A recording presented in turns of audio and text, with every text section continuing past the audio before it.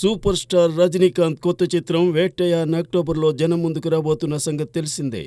గ్యాన్వేల్ direct చేస్తున్న ఈ మూవీలో అమితాబ్ బచ్చన్, ఫహద్ ఫాజిల్, రానా ఇతర ముఖ్య పాత్రల్లో దర్శనమివ్వనున్నారు. ఇదిలా ఉంటే అనిరుద్ సంగీతం అందిస్తున్న ఈ చిత్రంలో ఓ పాట కోసం 500 మంది డాన్సర్లతో తలైవ ఆడిపాడారట. ఈ సాంగ్ సినిమా హైలైట్స్లో ఒకటిగా నిలుస్తుందని సమాచారం. మ్యాచ్ స్టార్ గోపీచంద్ ప్రస్తుతం శ్రీను వైట్ల దర్శకత్వంలో విశ్వం సినిమా చేస్తున్నారు. సెప్టెంబర్లో ఈ చిత్రం రిలీజ్ కానుందని టాక్. విశ్వం తరువాత ధమాకా కెప్టెన్ త్రినాథరావు నక్కిన కాంబినేషన్లో ఓ మూవీ చేయబోతున్నారట గోపీచంద్. జై పుల్లారావు, జై భగవాన్ ఈ చిత్రాన్ని నిర్మించనున్నారని సమాచారం. కాగా త్రినాథరావు ప్రస్తుతం సందీప్ కిషన్తో ఓ మూవీ చేస్తున్నారు. ఇదే ఏడాది సదరు చిత్రం వెలుగు చూడనుంది. మరి గోపీచంద్, త్రినాథరావు కాంబో ఎలాంటి మూవీతో ఎంటర్టైన్ చేస్తారో చూడాలి.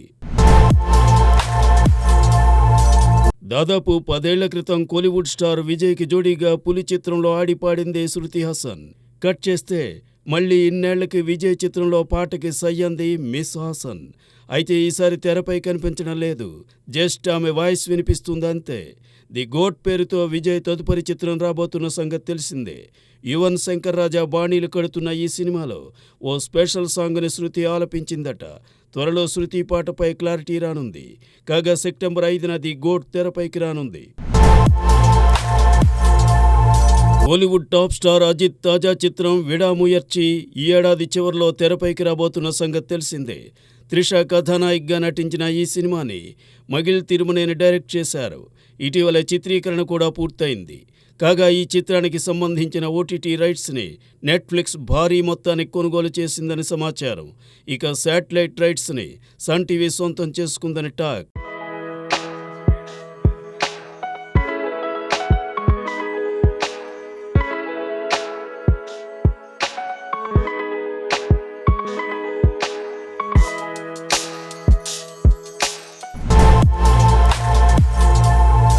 మిల్కీ బ్యూటీ తమన్నాకి ఐటమ్ సాంగ్స్ కొత్తేమీ కాదు.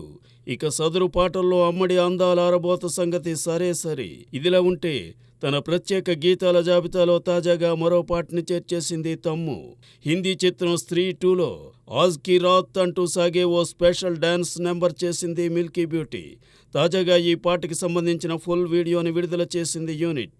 ఈ పాటలో తన అందాలతో, నృత్యాలతో మరోసారి ఫిదా చేసింది తమన్నా. కాగా ఆగస్టు 15న స్త్రీ 2 జనం ముందుకు రాబోతోంది.